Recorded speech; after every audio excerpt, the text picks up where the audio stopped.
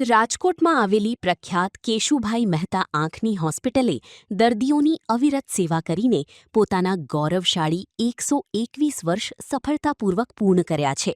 વર્ષ 1905માં શરૂ થયેલી આ હોસ્પિટલ માત્ર એક તબીબી સંસ્થા જ નહીં, પરંતુ છેલ્લા 4 પેઢીઓથી નૈતિકતા અને આધુનિક સારવારનો સમન્વય સાધીને સેવાનો જીવંત વારસો જાળવી રહી છે.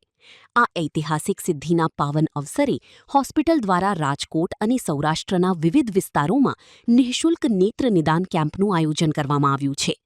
માનવ સેવાના આ ઉમદા કાર્ય અંતર્ગત સૌપ્રથમ નિઃશુલ્ક નેત્ર નિદાન કેમ્પ રાજકોટ સેન્ટ્રલ જેલના કેદીઓ માટે યોજવામાં આવનાર છે.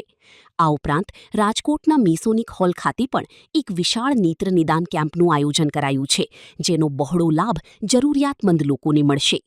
121 વર્ષની આ શાનદાર અને અવિરત સફરને ઉજવવા માટે હોસ્પિટલના સંચાલકો તેમજ તબીબોમાં અનેરો ઉત્સાહ જોવા મળી રહ્યો છે.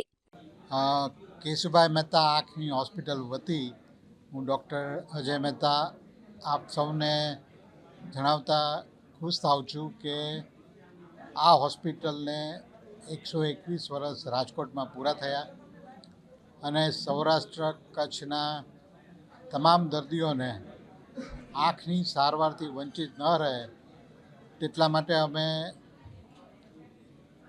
નેત્ર રોગ નિદાન અને સારવાર કેમ્પનું આયોજન ચાલુ કરી રહ્યા છીએ.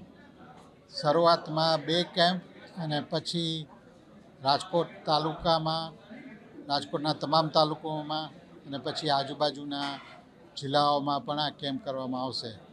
આ કેમ્પમાં મોતિયાનું ઓપરેશન તથા નેત્રમણી આરોપણ વિનામૂલ્યે કરવામાં આવશે તથા જે દર્દીઓને બેતાલાના ચશ્માની જરૂર હોય તેમને પણ અમે વિનામૂલ્યે આપશું.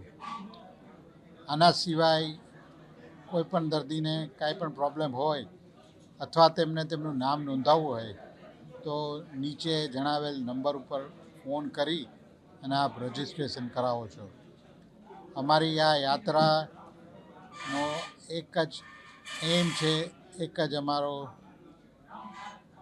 ઉદ્દેશ છે કે સૌરાષ્ટ્ર કચ્છના કોઈપણ દર્દી છે, કોઈપણ આવક હોય, કોઈપણ જગ્યાએ રહેતા હોય તેમને જરૂરિયાત પ્રમાણે આંખની સારવાર મળતી રહે અને આંખની સારવાર વિના તેઓને આંખમાં નુકસાન ન થાય તેનું અમે ધ્યાન રાખીએ.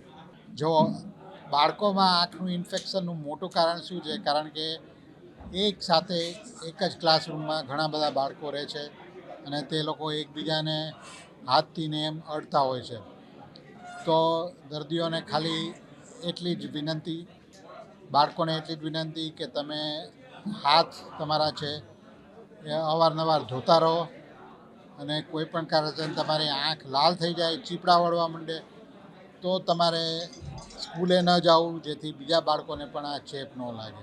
મોબાઈલનો ઉપયોગ છે ને એ એક ટાઈપનું એપિડેમિક થઈ ગયું છે અને આના લીધે આંખમાં ડ્રાય આઈ સિન્ડ્રોમ અથવા કોમ્પ્યુટર વિઝન સિન્ડ્રોમ છે તે બહુ વ્યાપક ફેલાયેલું છે.